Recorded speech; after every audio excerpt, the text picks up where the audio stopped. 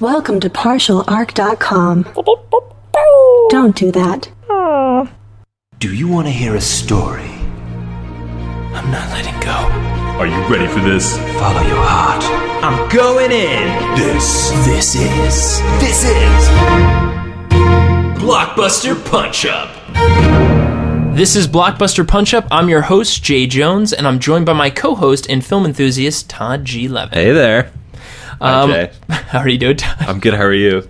You look very comfortable in that chair. It's a nice one. You picked it out well. Oh, thank you. Yes. Thought I went with the decor. They assembled it well at the factory. They did. And here it is now. Here it is. On this journey. It has made it all the way. So here on a podcast about chairs and things, welcome to Blockbuster Punch-Up. Welcome to Desk Furniture. Desk Furniture. It's Jay and Todd. The number one desk furniture podcast.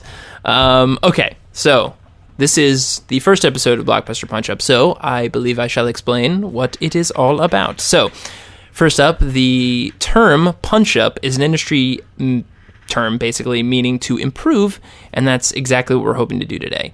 Each month, Todd and I will select one recent Blockbuster film that we felt kind of missed the mark. We'll dissect it, review it, and then put it back together, hopefully a little better than it's ever been. Now, keep in mind that this podcast is not about what was wrong with the film, although we will point that out, but more about what they got right, and with a few changes, how these blockbusters could have been some of the best films of the summer. Oh, yeah. Yeah.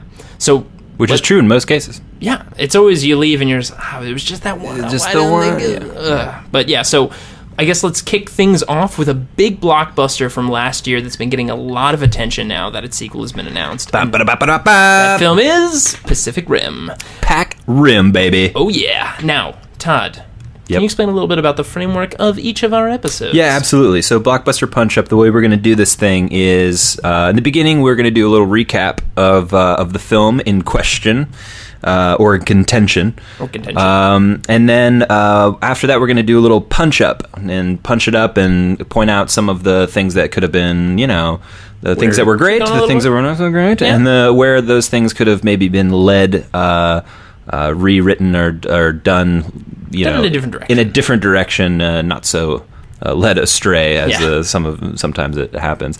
And at the end, we're going to play a nice little game called Blockbuster Smash-Up. Oh, yeah. Which, we'll just let you... Yeah, we'll just get there. We'll get there, and we'll see how much fun that is. Just wait. So I guess we'll kick it off with a recap. Yes. Yeah. Let's recap it.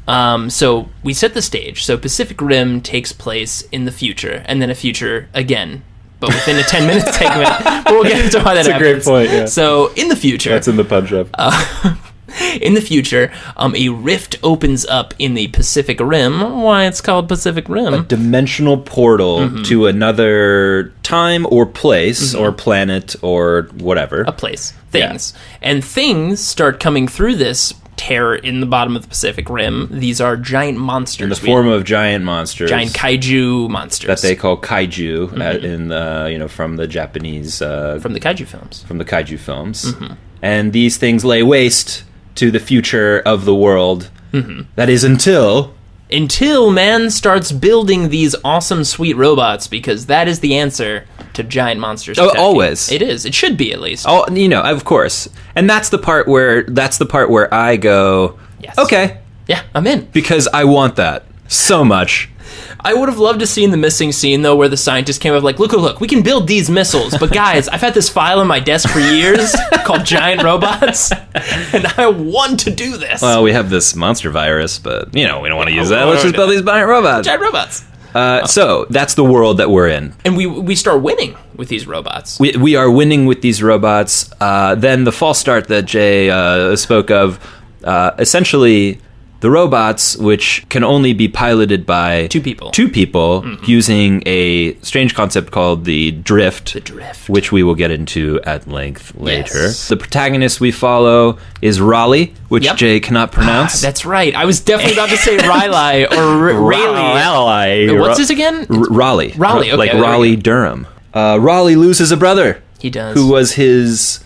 co-pilot in life and in the cockpit of the robot, and we jettisoned into the future again. So this is our this is next, the future. Yes. So future. We are reintroduced again to the film. The Jaeger program, the name of the robots, Jaeger. The Jaeger program is gone under. Mm-hmm. The robots, because that's just something. This is a big thing.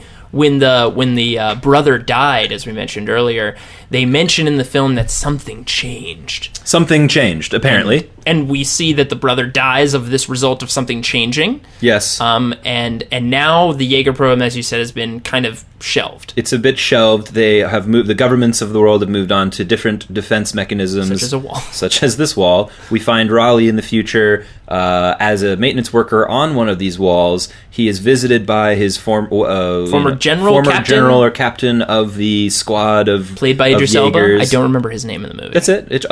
Idris Elba's his real name. I am Captain Idris Elba. We couldn't come up with a name. And he is reintroduced to the program that they are trying to reinstate as one last push because they believe that there's a larger push of monsters coming through the portal. Mm.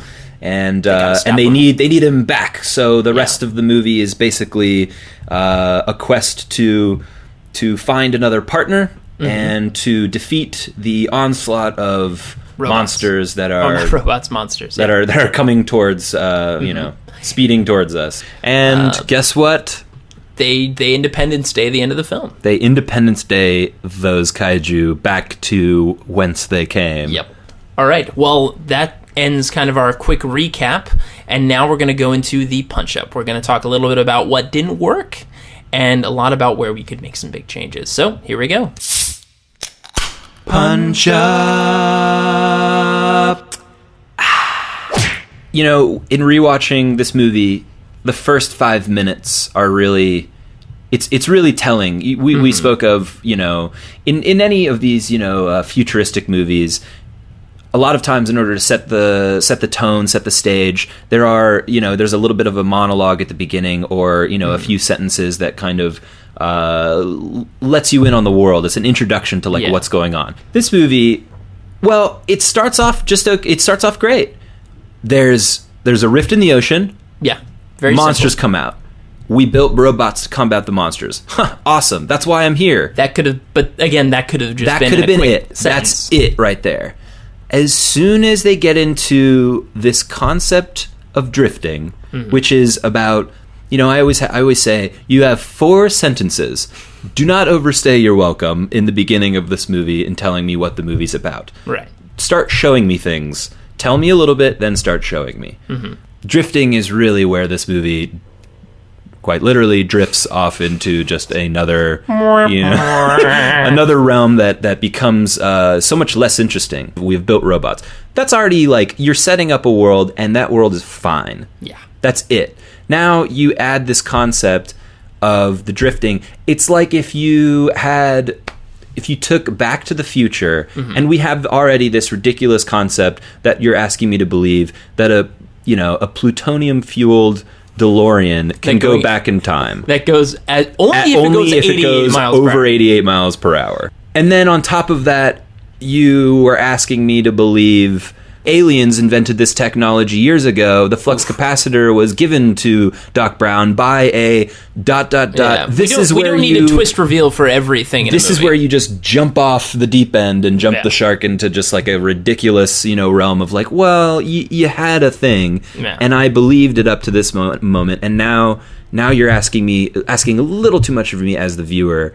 And I don't mean to demean an audience and what they can take, but when you're selling, especially a summer blockbuster, it needs to be a simple concept, a simple high concept, that then you watch a series of characters that you introduce play out in that world. And I think you still could have used the drift and done something very interesting with it, but one rule that I'd like to put out there as well that I don't like, that this movie does often, is creating rules for sci-fi films and then breaking your own rules in a film.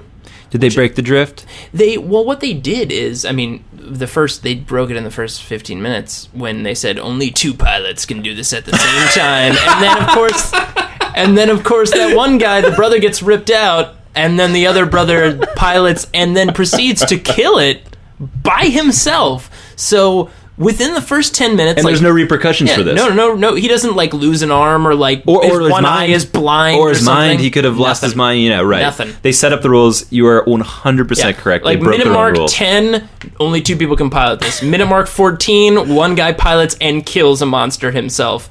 What? Yeah. So here's my theory on the drift. So 1, yes, the drift didn't need to be introduced. I get that they might have put it in there because you need 2 people, but they also didn't like, okay, if you're gonna put this really weird but like maybe higher concept than it needs to be idea into a movie about robots that punch monsters, do it smart and like slowly dip me into it. Like, the concept is when you're drifting with someone, they know everything you know everything they know, which is a little bit boring for a movie where like 2 characters are supposed to like fall in love and find out about each other. It's like, oh, I know you're perfect. I know you're perfect too. We already love each other because I know everything about you. Done. Like, I know you're flawed because you have a childhood traumatic memory, and so do I because you know that now. There's no learning at all from each other. But anyways, besides that concept, like when they're drifted in the robot, they talk to each other out loud. Which why?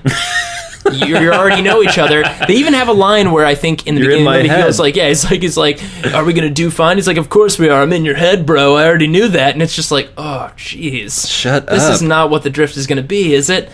And my idea was, if you were gonna do the drift, the whole idea is, why is this added? It's added because it's supposedly, I'm trying to follow their rules that they created, that these robots dump into the brain so much information that you need 2 brains to process it, right? I can get behind that. I understand that. 2 halves of one. You need 2 engines to power this huge machine, right? But really, what information are they dumping into the minds of these pilots? You're standing in a robot, your arms are attached to levers, your legs are attached to levers, you're looking out a giant screen. I don't see anything that's being dumped into their mind that they would need to be hooked up to anything. It's a good point. It's not really being powered by their brains. Or it's anything. being powered by they're arms, physically buttons doing. they press. If they were gonna do it by their brains, they could not be in the Jaeger in the first place. Right, but let's go with the sense that for some reason it's a lot of information going. Let's give the movie reasons to put the pilots in danger. Throw a few bones. Give Absolutely. reason to give the pilots some danger aspect, because obviously they could all be sitting in a bunker somewhere doing this under like 20 yards of steel. Right. But so they're in the Jaeger. Or just another big wall. But even so, like, what I think could have worked is, what makes these robots better, right? So these robots are supposed to be competing with monsters that are basically animals, right? So animals are quick, they act on instinct. Robots are clunky and big, so to be able to match something that's basically acting on instinct and reflex and muscles, you have to be as quick as the monster, so you have to act like the robot is your own skin.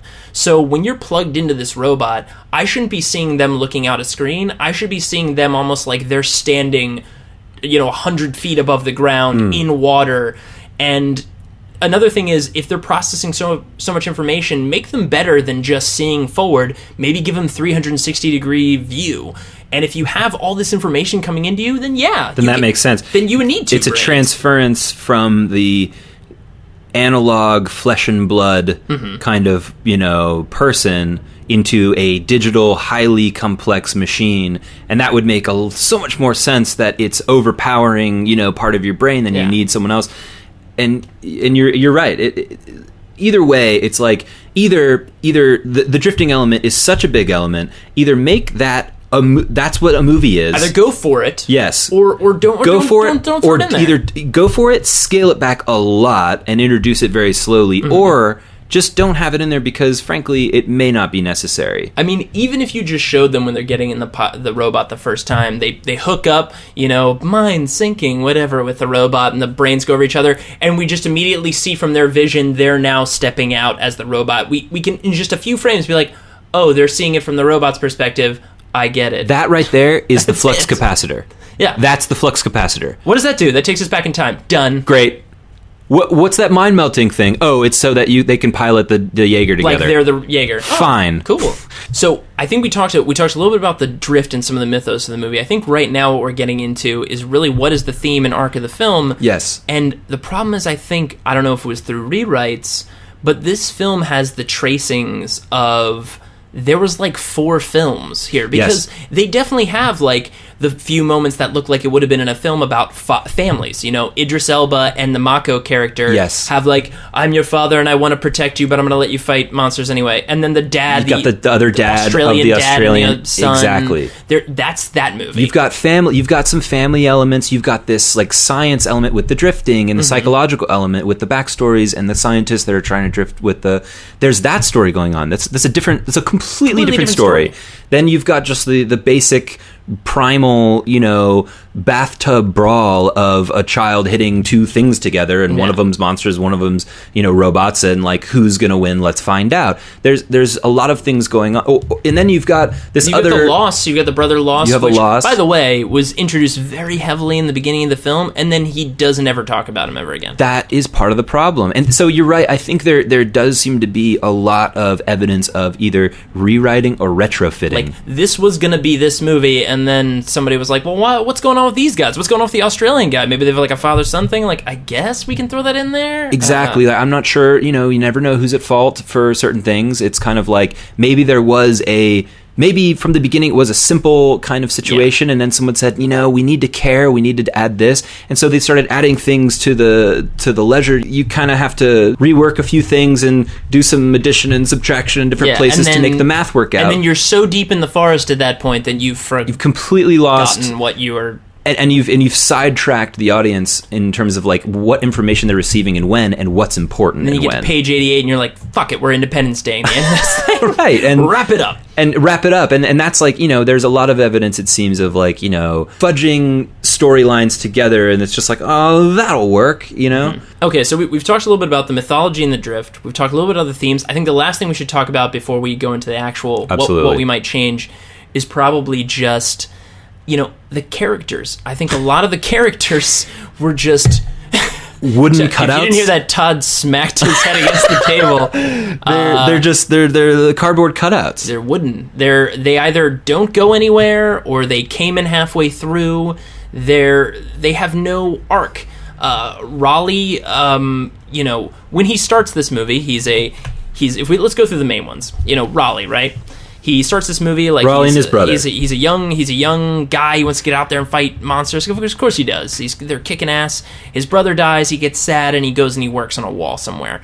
So right away our lead is inactive. He's not an active protagonist. He's just sad somewhere. He's got a broken past, but we could have just started right there, and then we learn the information afterwards. How much more interesting is that? Right. We bring Raleigh in. Okay, Raleigh's back in, so we think his arc's going to be getting back in the seat. You know, back in the saddle. Right. Tom Cruise in Top Gun. Absolutely. Can you fly the plane after Goose is dead? I hope I didn't ruin that for anyone. But you totally did. Yeah, if someone has you 100% did. So can he get back in the plane? Can he get back in the ship? That's what it's about. It's because he have the feels. Does he have the moves anymore? That's not what it's about. He gets back in and he's fine.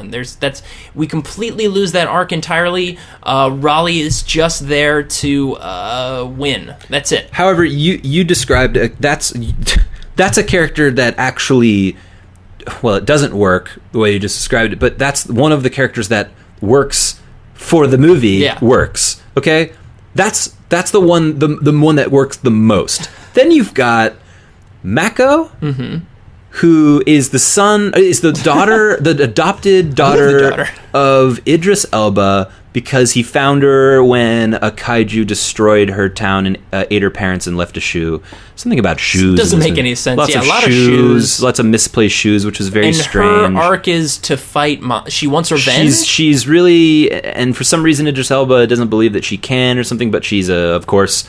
She's a martial arts expert. We don't really know what dictates being able to pilot these things. Like, do they have training? Have any of them been in a giant robot before? Is it about fighting? Is that what it is? About? There's one scene where they stick fight. It's very confusing what makes drift compatibility. And she's even an interesting-ish character. The scientists are also, in my opinion, my favorite part about the movie is the scientists. And we talked about this. Yeah, and we talked about this. One of my favorite things is if the scientists were actually the main character, or like Charlie Day was actually the main character of the movie, and him while there's all this Jaeger fighting going on, him drifting with the kaiju, he's the one that who tried out to be a Jaeger and never could. Exactly. And now suddenly he's got the edge. He's got the edge. He understands them. And the source of his greatest strength is the source of his greatest weakness. Let's talk about that. To me, that is like a much better way to play this movie. And that's how we follow. That's how you go from someone that doesn't know much about this world to dipping into it. I mean, it's a tried and true way to make a movie. To go, you're new. Let's introduce you to everything. Yes. And then now we can follow him, and we don't have to have someone in the beginning of the movie spend 15 minutes exposition dumping it. And it's also, we're starting at the bottom of the totem pole. Mm-hmm. This is a kid who grew up in this universe. Yeah. He grew up being like, kind of, even though these kaiju, are terrible, they explain in a small segment that actually is really interesting, it's glossed over, that it actually became a game. They became really good at killing the monsters, and it became like they were cheering, and people would wear like, they would dress up as kaiju, and it became part of the culture. And the pilots were like, they were like sports stars. They're heroes. And that's where another problem with the movie, we enter in and our character is a badass. Yeah. And not a badass who's a loner who needs, this and that. He's a badass. He's already a hero. And so we don't really get to watch anything occur with him. Yeah, we don't really get to see him grow to be a hero. He just is a hero. How much more interesting if here's a guy who really wants to be a Jaeger pilot. He's infatuated by these kaiju. He's very interested by them, but he can't get in there. So he's refocused his efforts on discovering how they operate and how they work and what makes them tick.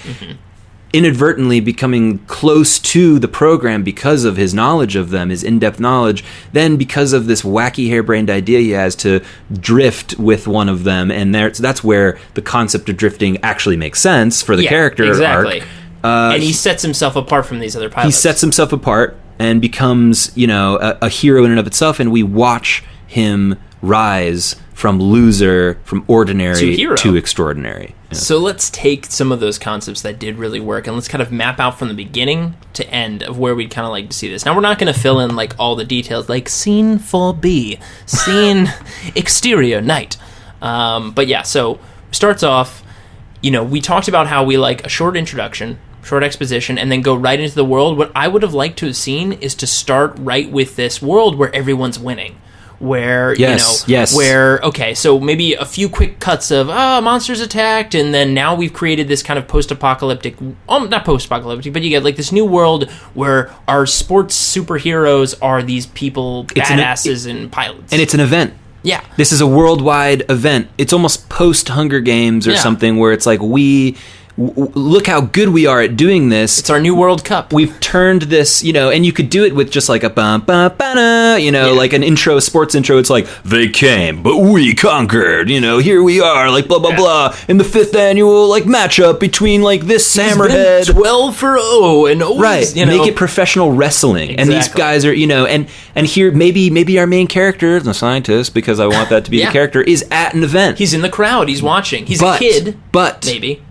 But something changes. Something changes, they say in the movie, but we never find out what it is. This is where one of my big punch-ups is threat escalation that never really happens. Yes. We have a lot of monsters. They never get worse. They only get more of them. That's really their only threat. We are told that they get bigger, and there's categories of them, but there's really not. There's really no categories. There's no categories because they're all pretty much the same. They're all pretty much the same size. The first one that comes in ever is like as big as all the rest. So there's really no threat escalation. So what changed? So this is my proposal for what could change. So up until this point, and we see like little clips of the fights from this sportscaster, like, when he rumbled with the Spikester, the Rumsfeld, the Spikester and the Rumster, monster that looks like Donald Rumsfeld. And that's what works with what they already built out. They gave them these funny names like Knifehead and stuff. It works for that world. Yes. They didn't play it up enough. But these monsters, in my theory, is when we built these robots, they're like skyscraper sized. I imagine these monsters that first came through were small. And by small, I mean they were like only like 2-story houses, maybe 5-story houses. I mean, that's still big, but it's not, these big Jaegers that are skyscraper style could fight like a bunch of them at once. Like instead of also one at a time, maybe there's like 3 or 4 of them and he's punching a bunch of them. The fights look cool, make their battles look awesome. All the fights always were like 1-2 punch and that's it. Be some cool, different, And this is the backstory, but then the thing that changes is that there's a threat escalation. Yeah. So what happens suddenly is we're on the beach. Set the scene. So, oh yeah, our favorite new Jaeger's coming out. Mom, the Jaeger's coming out. You know, our pilot, whoever it is, maybe our other lead character, if our scientist is in the stands, maybe, is, you know, getting pumped. This is his next big battle. He's done a bunch of these. We see, you know, there are people monitoring it. The monster's coming up out of the ocean, and then let's get ready to robot. And then what? Something, and then out of the water is this gigantic, just bigger monster. than anyone's ever seen. The crowd, you see just noticeably kids dropping their toys on the ground, just the shadow over this entire audience. Even the pilot, you know, he busts out his regular guns, right? His regular moves. Oh, the announcers, oh, he's doing his regular thing, guys. He's doing his missiles. And the hide is too thick. The bullets, the missiles, they're not working. This thing comes up and just in front of all these kids' families, just on live television for the entire world, destroys Absolutely. their best pilot, and then in one fell swoop, Pacific Rim, like something changed. Now what? And that's how you kick off. That's how you start with a bang. Mm-hmm. And also in the same vein, you by doing so in one fell swoop, you set up the world. And here we even create a great scene to introduce both our leads. Yep.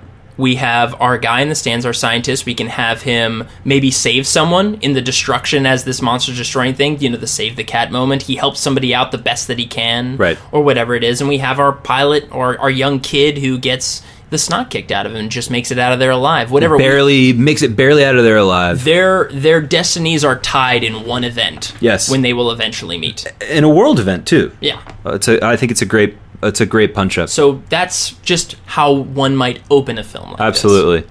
So so your thoughts with the Charlie Day character being the... Well, that's my punch-up. It's like we enter into this story with someone who really, besides the fact that he just lost a brother and boo-hoo, that's very sad, mm-hmm. They didn't make me feel that. They just told it to me as if it was like, and then his brother dies, so, you know, you should care. Mm-hmm. How about, instead of starting with a hero, start with a zero, and we watch someone become a hero? That's so much more interesting to me. And what's also very interesting is the science behind the kaiju. Who are they? Where they came from? You know, all this stuff. Or the science behind the robots. Something having to do with, you know, just more about the world of this, the mythos the of the mythos creatures. of these creatures, of the people that you know, he's got playing cards of the kaiju and the mm-hmm. and the Jaegers. He's got and we get a sense that this person is, you know, obsessed, but so far removed that he couldn't possibly imagine himself getting anywhere close to these things, which are enormous and unfathomable. Mm-hmm. And then he does. And we get close to it, and now the mythos is real. It's mm-hmm. in front of us. It's the big gates it's unfolding, open, and we're learning about it in person. The big gates open in Jurassic Park, and we are inside now. And we've only heard about it, but now we're here. And even so, they already put it in the movie. How does he get there? He drifts with the kaiju. He has the one thing that no one else has. No one's ever dreamed of trying. Which is one of the big problems that the movie had, too, was that there was no special reason why you should win now. Why should you win now? There was no why now, why today, and why you. Yeah, why was the plan different? We touched on this a little bit in the recap, but the plan never really changed from beginning to end. They always planned to take a robot with a nuclear bomb to the throat and throw it in there. It was only up until the last minute, by the efforts of Charlie Day, that they actually figured out a way to get the bomb through. Right. Well, make that the momentum of this story. If you're gonna, which I actually think, I actually very much like the concept of, besides the you know, finding out the drifting with the kaiju, I enjoy the when he finds out, like, oh no, they are actually, like, they have figured out, you know, each time they send something through, they're testing it out. Mm-hmm. They're just testing shit out on us. Yeah. That's interesting. An escalation so that you can prepare an invasion kind of thing. For a final, you know, call it a final solution, if you will, of monsters. I mean, you know, that's kind of an extermination. And that's actually pretty interesting. So that's a big plot point. Yeah. If you want to keep that, make the person who discovers this an extraordinarily integral part of the plot. And to me, that's why it should be the scientist mm-hmm. and should enter into this equation and be the game changer of it. Yeah. That suddenly now, like, we're hopeless. We have no idea what to do. We're looking to you now, kid. Who've never been this before. You gotta step into the seat to do it. And that's, in a world where, like, everybody's looking up to the Jaegers, the Jaeger pilots, and having, all the girls are... he's the best. Look at how cute he is. Yeah, or, like, getting, pictures and Todd's like, here's this loser. Maybe that's, like, off the rails of, like, the bigger issue here. But no... The issue is there's a world, apparently, where there's, like, monsters fighting robots. What's it like to live in this world? Yeah. I don't know what it's like to live in this world, because all I've ever lived in as a character, as a person moving through this film, all I've ever lived in is in the pilot seat of one of the Jaegers, and there's no, like you talked about, threat escalation? Yeah. There's no escalation of information escalation of what it's like to be up there. Yeah. There's nothing. We don't even get very much what it's like to be up there, and I just saw a 2-hour movie about it. Yeah. There's very little information besides, like, you move your arms like this and it punches. You got a sword and you have a sword, which they didn't pull out until the end of the film. Yeah.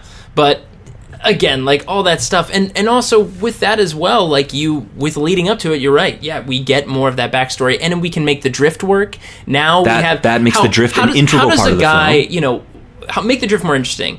Take the smarts of maybe this Charlie Day character and mesh it with the brute strength of this warrior who was in the Jaeger before. Now you have a perfect warrior. You have the intelligence of the Charlie Day character with the insight and knowing about the kaiju, and you've got this badass pilot who might not be as smart but has the instincts and reflexes of a warrior. Bam, we've got our two leads, and now how does their story evolve? Charlie Day has maybe wanted to look up to someone, and now this guy who was a kid, who was the younger brother, now has to be the older brother to Charlie Day and has to let go and make this maybe a new family. Who knows? The scientist Charlie Day character's an only child. Suddenly, and he's always wanted companions. He's been very lonely. That's why he's playing with kaiju all the time, cards, and playing, and models and stuff like that. Suddenly, if you're going to keep the drift concept of melting two people together and having that be something that, make those two people at odds, an odd couple, right? Yeah. Buddy comedy kind of thing. It works. Always works. Always works. Yeah. It's not just because we love Independence Day. Like, look at every movie. Look at every movie with a buddy. You're like, why do they move? Oh, yeah. Because that's what happens. You've got these two people who seem unlikely to be friends, then they are necessary for not only the plot to occur, and to escalate to its eventual fruition but to save the day. It's necessary for life to continue on this planet. These two people need to be friends. Yes. These two together at this right time, and what they did led to the win, and that's why we follow this movie. Suddenly, the little movie about robots versus monsters becomes this extraordinarily fun, rags to riches, zero to hero tale. And even more so, it makes sense. It's not like Charlie Day drank magic juice and he's he's Batman or Superman. He did something that he's always interested about kaiju, so he plugs into one, he gets the information that no one else can, and he gets in the right place to drift with the right guy to win the day. And suddenly you've got extraordinarily fun movie that's not just a bunch of effects and wooden characters. You fill the rest of the cast with some interesting people with small arcs that are heartfelt and meaningful. Subtract the dog. Yeah. Subtract the side characters just to be dicks. You don't need outside confrontation when the two leads are at odds with each other. Yes. That's all the confrontation That's all you need. If they have the pressure, and if they have the pressure of the entire world against them. You have monsters. Those are by the way, you're also fighting giant monsters. By the way, there's a threat to your entire existence in this universe. Yeah. How many other competitive things do you need to be with each other? So I think just all in all, taking that new understanding of the mythos in the world, a better lead character for us to follow, and basically them being important to the story to lead us into an actual arc for the tale, and then do whatever you want. Independence Day. Exactly. Then after that, in terms of the ensemble itself, and all of the other things, it'll fall into line. And the weirder you want to get with it, fine. Yeah. Because you have a world that you've built that we at least understand what it's like to live in that world, because we were introduced to how it's like to live in that world. Exactly. All right. Well, that was our our punch-up of Pacific Rim. Now it's time for A little game. Blockbuster Smash-Up. Smash-Up. Smash, smash, smash, smash, smash, Smash, smash, smash, All right, this is Blockbuster Smash-Up. So this is our game segment. And how the game works is Todd and I both count to the count of 3, and afterwards we'll say a movie.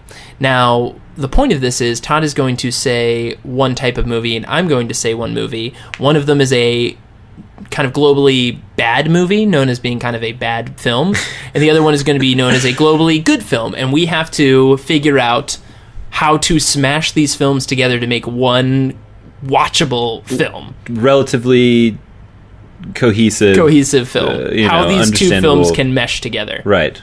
It's really an experiment. We've never done this before, Yeah. so it'll be fun. Yeah, so this is Blockbuster Smash-Up. Blockbuster So Smash-Up. I don't know what Todd's going to say. He doesn't know what I'm going to say. I do not know what Jay is going to say. I hope it's good. It should be at least a good film. All right, so here we go. All right. On the count of 3. 1, 2, 3. Saving Dunstan Private checks in. Ryan's. What? No. So. Right. Okay, so mine was, if you didn't hear, mine was Saving Private Ryan. And mine, Dunstan checks in. Jesus.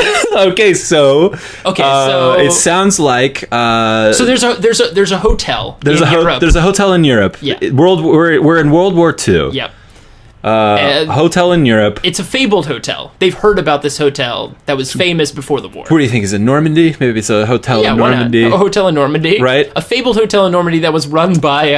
That was I think that Private Dunstan has gone missing.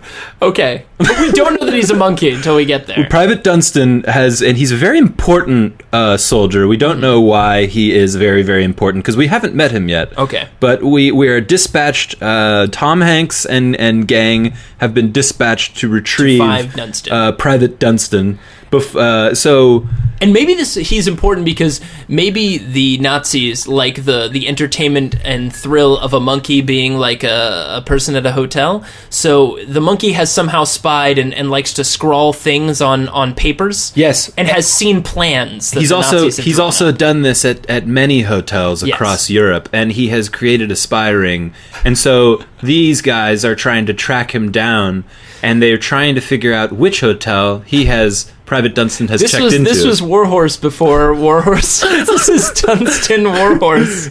Finally, in the final act of the film, our heroes, after some of them have come to unfortunate ends or had poop thrown in their faces, they finally go to the hotel where Dunstan has checked into, and they find out that he is in fact an ape. An ape. And I'm not really sure how that ends. I don't know how it ends. I guess it's home. a big surprise. They go home.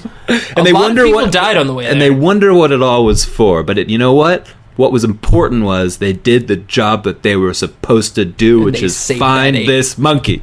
And this monkey helped end the war. And also in this version of Saving Private Ryan, Vin Diesel is the lead.